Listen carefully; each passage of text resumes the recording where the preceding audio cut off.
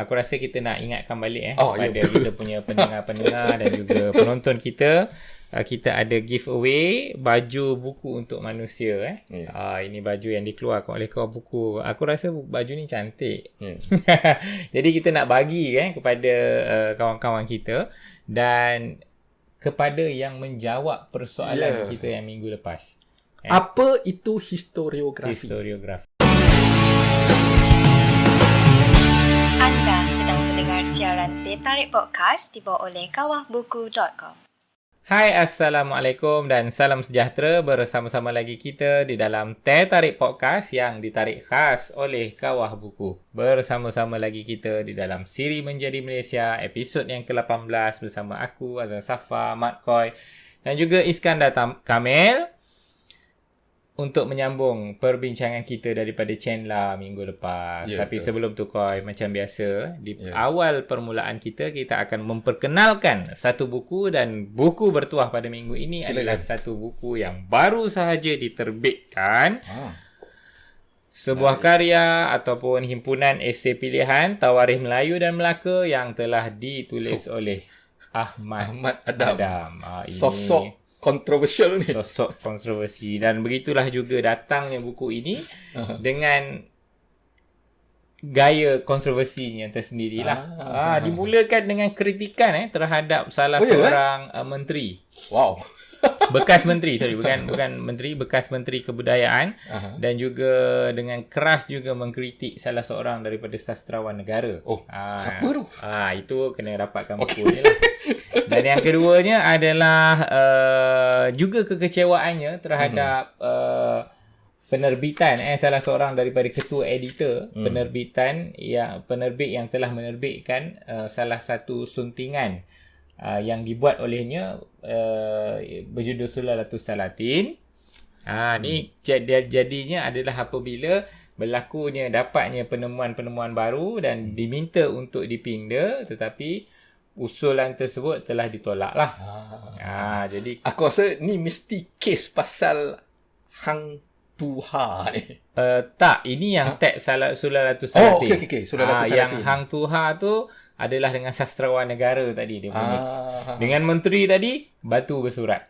Ini setiap peristiwa sejarah ataupun setiap nota sejarah tu akan ada isunya dengan individu tertentu yang dimuatkanlah segala kritikan dan juga jawapannya dalam buku ini. Tetapi dia tidak terhenti sekadar itu. Kalau aku boleh kongsikan kandungan-kandungannya. Yang pertamanya adalah sejarawan dan persoalan persejarahan Melayu, kesan yang saya peroleh ketika menyunting naskah Sulalatus Salatin, sejarah silam Melaka dalam teks Sulalatus Salatin, menerusi pantai zaman penaklukan Melaka oleh Portugis tahun 1511, bilakah Raja Melaka masuk Islam, pengaruh ilmu huruf di dunia Melayu, unsur tasawuf dalam sistem kalender peribumi di Nusantara, nama gelar Hang Tuah dalam pentafsiran sejarah tamadun Melayu, dan benarkah Laksamana Melaka diutus ke benua Kalinga. Jadi ini adalah himpunan esei-esei pilihan lah yang telah ditulis oleh beliau sejak beberapa tahun. Ni daripada 2016 hingga ke 2019. Aku sebab Ahmad Adam ni, sebab aku pernah berjumpa dengan Ahmad Adam. Just nak kongsi lah sebelum kita memulakan dengan sambungan daripada Chenla ni. Aku just nak share. Sebab bila kau perkenalkan buku Ahmad Adam ni, aku teringat lah masa aku berjumpa dengan Ahmad Adam, pergi ke rumah dia. Masa tu kita buat wawancara dengan Ahmad Adam. Aku ada timbulkan tentang Hang Tuha tu. Dan aku kata pada dia, Prof, saya sebenarnya, sebab aku dah baca buku tu kan. Kemudian aku kata, Prof, saya sebenarnya jumpa perkataan Tuah tu kan pada tahun 1350 something di dalam buku ni. Aku nak kena tunjuk juga dalam buku Hikayat Bayan Budiman. Hikayat Bayan Budiman. Yang mana kata profnya tak wujudnya perkataan Tuah sebelum daripada wujudnya Hikayat Hang Tuah tu kan. Hikayat Hang Tuah dan juga Sulalatus Salatin. Sebab dia punya edit tu, dia punya suntingan tu dengan Sulalatus Salatin kan. Dia minta untuk editor tu untuk tukar kan perkataan Tuah tu kepada Tuha kan.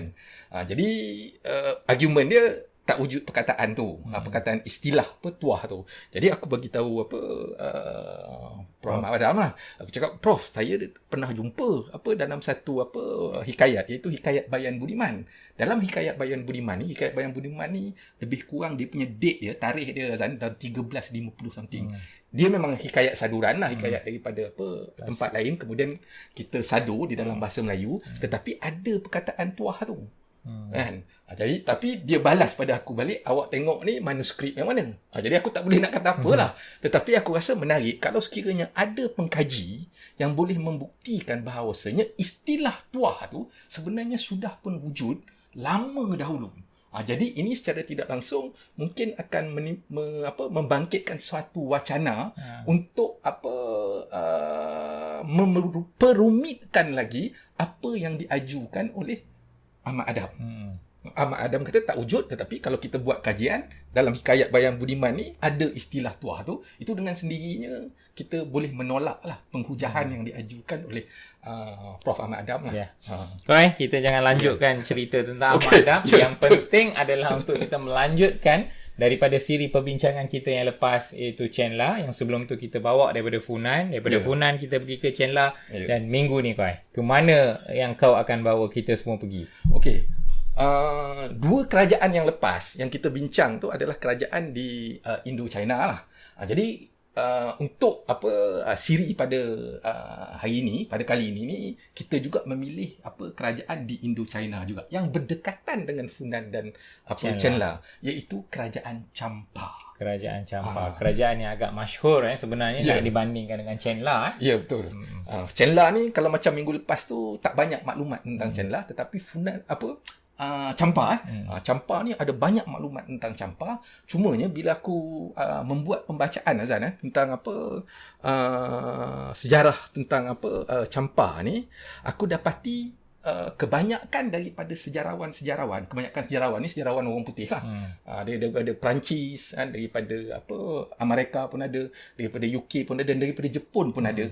Dan pada masa yang sama tentunya aku rasa pengkaji daripada wilayah tu sendiri. Contohnya pengkaji Vietnam, pengkaji Cambodia, pengkaji Cham sendiri, orang Cham sendiri mungkin ada. Tetapi sebab mungkin kita tak ada akses tentang bahasa Viet ataupun bahasa Khmer ataupun bahasa Cham, mungkin kita tak dapat nak mendapat maklumat daripada perspektif diorang. Apa yang aku dapat ni adalah daripada tulisan-tulisan yang berbahasa Inggeris lah. Kan? Jadi di dalam tulisan-tulisan berbahasa Inggeris ni, aku rasa ada macam satu kelompongan. Kelompongan dia apa, Azan? Kelompongan dia adalah sebab aku daripada Malaysia. Dan bila kita tengok banyak wacana-wacana tentang Champa di Malaysia ni, itu agak orang kata meriah lah. Meriah dengan berbagai perspektif, berbagai pandangan. Maknanya Champa tu di kalangan peminat sejarah di Malaysia ni adalah suatu kerajaan yang memang dibincangkan. Tetapi dia punya sumber daripada Malaysia ataupun daripada bahasa Melayu tu, itu tidak dikutip oleh sejarawan-sejarawan daripada Eropah yang aku baca lah. Jadi aku rasa aku nak bagi satu perspektif yang aku mungkin bukan baru, tetapi satu perspektif yang aku tak perolehi bila aku baca karya-karya tentang Champa daripada pengkaji-pengkaji Eropah.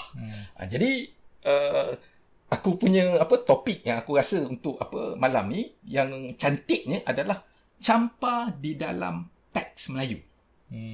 So kau dalam hikayat-hikayat yang dalam hikayat-hikayat lah. Jadi bila aku cakap hikayat Melayu ni, bukannya hikayat Melayu bangsa kita ni lah, tetapi hikayat berbahasa Melayu. So di dalam hikayat-hikayat yang berbahasa Melayu, iaitu hikayat orang panggil hikayat lama lah, hikayat tradisional Melayu lah. So di dalam hikayat berbahasa Melayu ni, aku menjumpai sejumlah teks ataupun sejumlah karya yang memang ada istilah Champa. Jadi dalam konteks ni kita dah masuk sedikit lah sejarah idea. Jadi kita pun memang tak berbincang secara khusus lagi tentang apa itu sejarah idea, tetapi ini salah satu daripada metodologi lah yang biasanya digunakan oleh sejarawan idea, iaitu melihat istilah di dalam teks. Kan? Jadi teks apa yang mempunyai istilah campa dan bila ia digunakan, tarikh dia tu. Okey. So, Silakan kau. Jadi minggu ni hanya kita membicarakan tentang campa di dalam teks Melayu. ya, campa di dalam teks Melayu. Maknanya bila kau sebut macam tu, ia bermakna bahawa kita banyak minggu kita akan berbicara tentang campa. Ya, sebab campa ni dia satu besar, kemudian maklumat dia banyak, kemudian penemuan-penemuan prasasti. Itu satu, penemuan-penemuan prasasti. Kemudian Azan, dia ada monumen, dia ada binaan-binaan. Dan kemudian dia ada juga seperti mana Funan dan Chenla, catatan-catatan daripada China. Tetapi bukan saja daripada China, dia juga ada catatan daripada Vietnam sendiri. Jadi itu menunjukkan bahawasanya banyak yang nak dibincangkan tentang campa. Tetapi tak ada satu pun dalam teks-teks yang aku sebut tu tadi merujuk kepada teks-teks di dalam bahasa Melayu. Okey. Jadi apa teks-teks yang ada istilah campa di dalam teks-teks Melayu ni? Okey, teks-teks Melayu ni macam aku kata tadi yang bermaksud tolong pegang je lah. Nak tarik ni. Itu dia. Okey. Alright. Okey ya. Satu, hikayat Aceh. Hikayat Aceh, tetapi ditulis di dalam Bahasa Melayu. Okey, hikayat Aceh ni dikatakan di tahun antara 1600 ke 1625. Ini biasa kalau kajian manuskrip ni, dia orang akan tengok tahun bila manuskrip tu, dan kemudian teks ni dikatakan pada tahun-tahun ni lah. Dia tak ada tarikh tepat, tetapi dia kata 1600-1625. Di tempat asal dia adalah di Aceh. Tempat asal dia di Aceh. Jadi berapa banyak istilah campa dalam tu? Yang ini ada satu je. Ada satu je istilah campa, iaitu Raja Campa. Ini istilah dia. Dia menggunakan Raja Campa. Dia tak guna bangsa campa ke, tapi dia guna Raja Campa. Hikayat Aceh 1600-1625. Okey, apa lagi? Kemudian ada satu lagi, Hikayat Banjar. Hikayat Banjar. Hikayat Banjar ni dikatakan teks 1663. Teks 1663, dan kemudian dia punya tempat asal dia dia ada dua Banjarmasin dan Kota Waringin. Banjarmasin dan Kota Waringin. Kota Waringin. Tak apa, aku rasa kau tak perlu tulis semua ni. Okey. Jadi aku bagi tahu dengan whiteboard kita kecil dengan tak muat ni nanti. Okey. Tapi dia tak banyak kan? Okey So dia ada dua istilah campa, iaitu orang campa, negeri campa. Dia ada sini orang campa, negeri campa. Kemudian ada satu lagi syair, tapi ini sebab tu Hikayat Hasanuddin. Hikayat Hasanuddin. Pernah tak? Melainkan Hasanuddin. Okey. Daripada kau. Okey. Hikayat Hasanuddin ni adalah hikayat dari Banten. Dia punya tarikh teks dia kalau mengikut catatan tu 1790.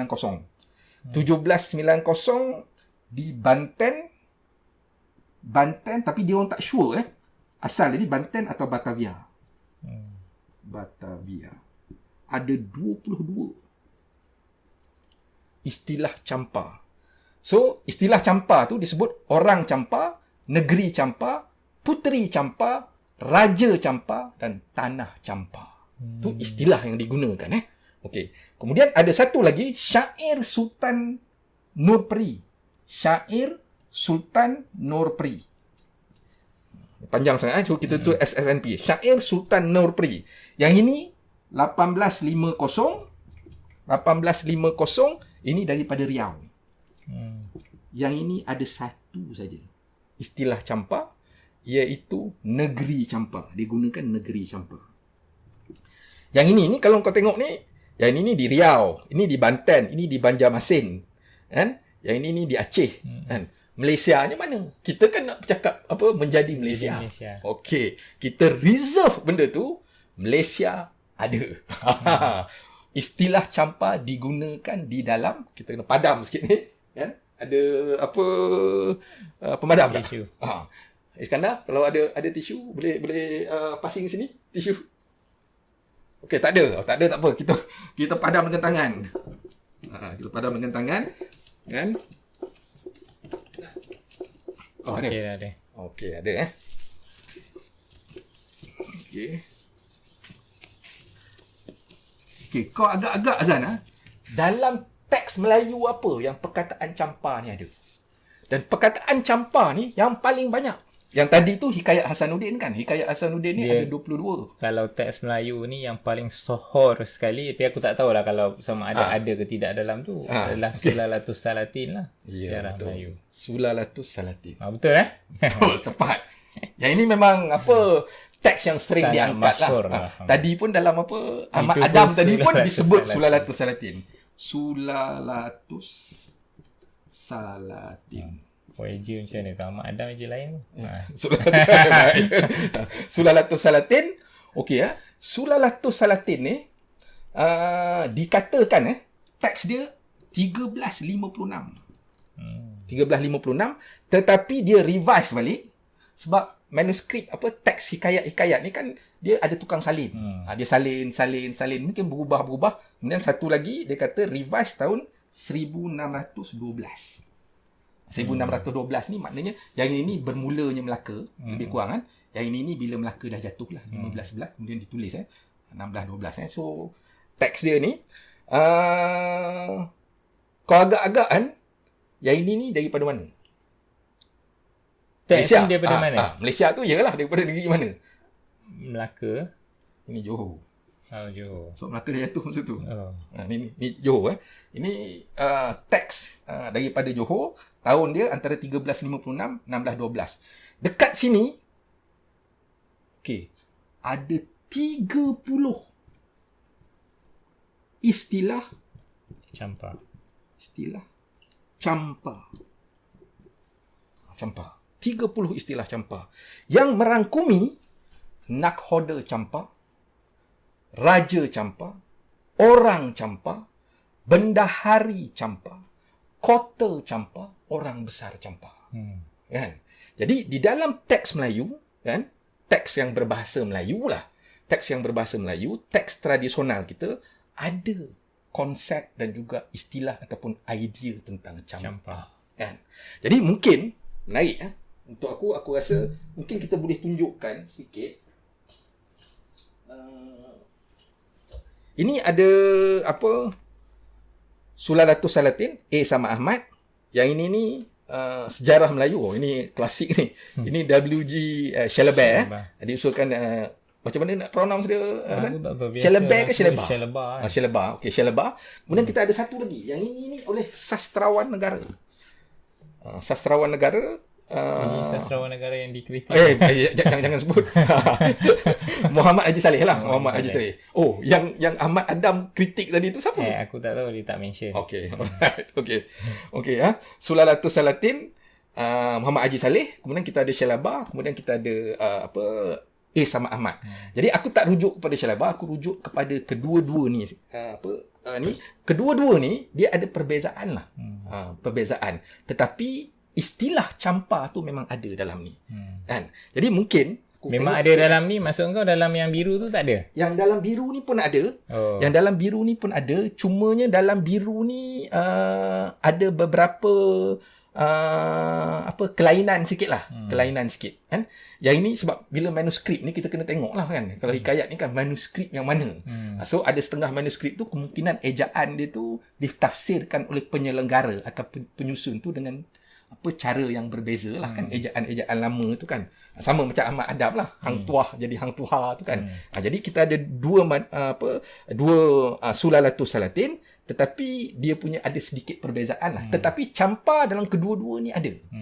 Jadi dia memang ada satu bab tu Ustaz. Satu bab tu memang tentang campa. Ini Raja Campa dan Zuriatnya. Raja Campa dan Zuriatnya. Yang ini menarik menarik untuk aku. Okey, sebab aku dah baca dah kan. Jadi ada beberapa hal dalam ni yang menarik ya. Satu, pengkisahan tentang Raja Champa tu sendiri kan. Dia adalah dia punya kisah-kisah dia ni macam mistik sikit lah. Kisah mistik ni macam contohnya ada satu pokok pinang tu. Daripada pokok pinang tu dia suruh orang untuk panjat dan ambil dia punya mayang dia tu. Kemudian di dalam mayang dia tu bila dia buka kan, rupanya ada bayi. Oh. Okey, ada bayi. Tetapi kita kena faham di dalam hikayat ni kan, itu biasa macam anak buluh betung. Kalau macam kau baca Sulalatus Salatin, memang ada banyak perkara-perkara yang bersifat mistik lah. So dalam konteks ni kita bukannya nak melihat kepada betul ataupun tak lah. Sebab hikayat ni untuk akulah, kalau aku tu kita melihat idea yang terkandung di dalam teks tu. Maknanya dia punya penulis hikayat ni dia mempunyai idea yang dia konsepkan, dan bila dia bincangkan tentang Champa ni, dia ada unsur-unsur mistik tetapi ada unsur-unsur lain yang juga menarik. Iaitu contohnya kalau dalam ni dia mengatakan ni, aku baca sikit okey ini, maka ada 2 orang anak Raja Champa, Shah Indra Berma seorang namanya, seorang lagi Shah Pauling. Tetapi kalau dalam buku yang ini ni nama berbeza, itu yang aku cakap berbeza tu. Shah Indra Berma sama, tetapi yang seorang lagi ni kalau dalam A.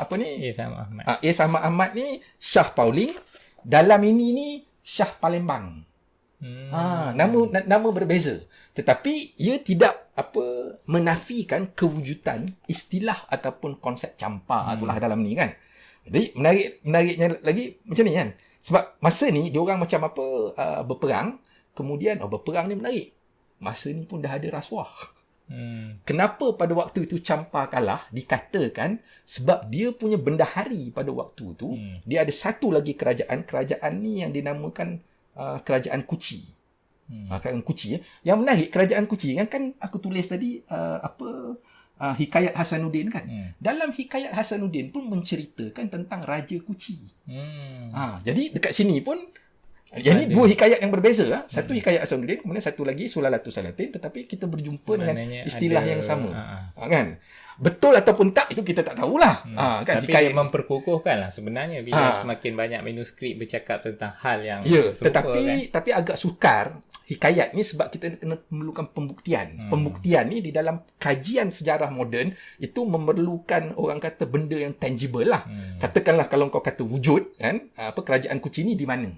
Bila? Tahun berapa? Ada tak tinggalan dia apa semua kan? Jadi benda-benda yang macam tu menyukarkan kita untuk membuktikan. Tetapi ia menunjukkan bahawasanya ada macam kesinambungan antara satu hikayat, iaitu Hikayat Hasanuddin yang berasal dari Banten di Jawa Barat, dengan Sulalatus Salatin yang berasal daripada Johor. Kan? Jadi dekat sini dah ada rasuah. Kan? So pembesar pada waktu tu di Kerajaan Champa ni sudah buka pintu kan, sebab dia dah sogok. Dia dah bagi duit emas dalam cerita ni lah. Dia dah bagi emas apa semua. Kemudian pada malam tu, dia buka pintu kota Kerajaan Champa. Bila dia buka pintu tu, askar-askar daripada Kerajaan Kuci ni masuk dan kemudian mengalahkan Kerajaan Champa. Dan yang menariknya, ni aku baca maka ada 2 orang anak Raja Champa, Shah Indra Berma seorang namanya, seorang lagi Shah Pauling. Kalau dalam buku teks itu Shah Palembang. Lalu ke Aceh. Ialah asal Raja Aceh. Dia katalah kalau kita baca hikayat Aceh mungkin berbeza dia punya tu kan. Asal Raja Aceh. InsyaAllah Ta'ala lagi akan dikisahkan perkataannya kemudian. Adapun Shah Indra Berma lalu ke Melaka.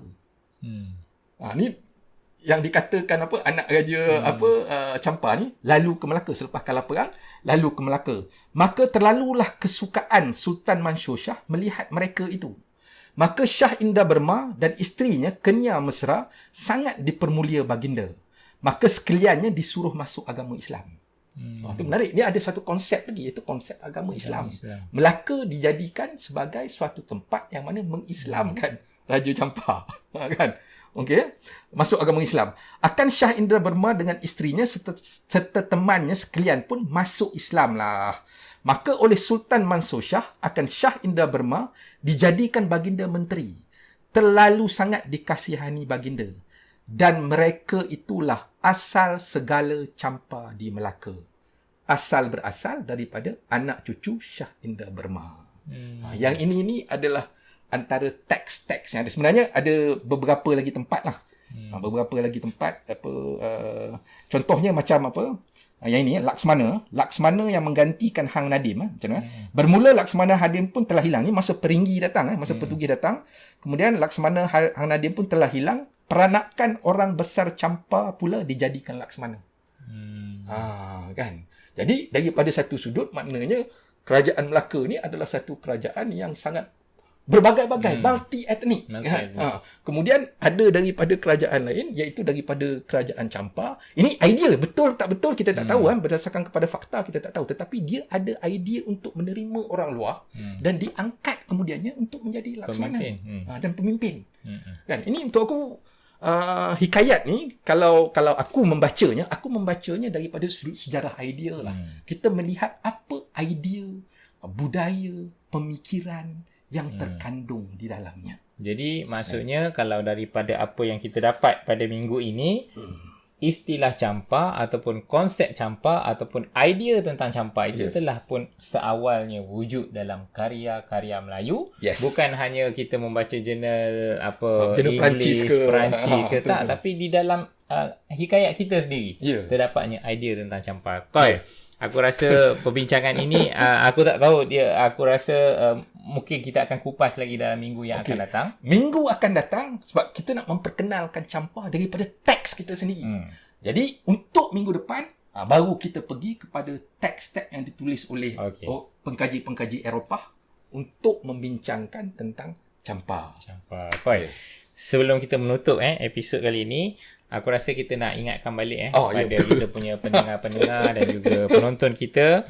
Kita ada giveaway baju buku untuk manusia. Ini baju yang dikeluarkan oleh Kawah Buku. Aku rasa baju ni cantik.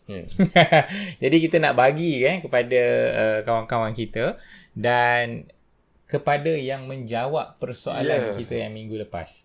Apa itu historiografi? Kita dah mengulas ni dalam siri video yang lepas. Boleh rujuk kepada video-video yang lepas. Boleh lontarkan kritikan, pandang balas ataupun respon terhadap video tersebut dan hantarkan sedikit catatan ataupun sedikit jawapan, sedikit tulisan di email kami podcast@kawahbuku.com sebagaimana yang tertera di skrin. Dan insya-Allah untuk 3 penerima kita akan memberikan secara percuma kepada mereka yang turut serta di dalam siri menjadi Malaysia ni lah. Okey. Jadi sekadar itu, terima kasih Koi. Kita jumpa dalam episod yang akan datang. Jumpa lagi, layari www.kawahbuku.com untuk dapatkan buku-buku yang menarik dan terbaik pilihan anda. Terima kasih Koi. Terima kasih semua.